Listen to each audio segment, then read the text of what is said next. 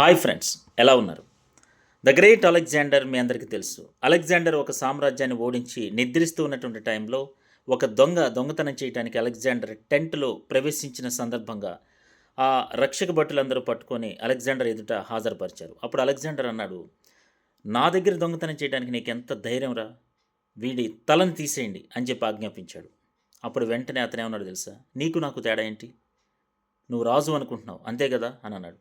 నాకు నీకు తేడా ఏంటి అంటావేంటరా, దాని అర్థం ఏంటి అని అన్నప్పుడు, నువ్వు ఇంటర్నేషనల్గా అన్ని రాజ్యాలని మంది మార్బులంతోటి, రథాలు రౌతులతోటి, గుర్రాలతోటి వచ్చి వాళ్ళందరినీ చంపి వాళ్ళ దోపిడీ సొమ్ముని తీసుకెళ్ళే ఇంటర్నేషనల్ దొంగవి. కానీ నాకు అంత భటులు లేరు, అంత మంది మార్బులం లేదు, కాబట్టి నేను ఒక్కడనే వచ్చి దొంగతనం చేస్తున్నాను, నేను లోకల్ దొంగని అని చెప్పాడు. ఆ మాటకు అలెగ్జాండర్ అబ్బురపడి, నిజమే కదా, నేను కూడా దొంగనే కదా అని గ్రహించి అతన్ని రిలీజ్ చేశాడు.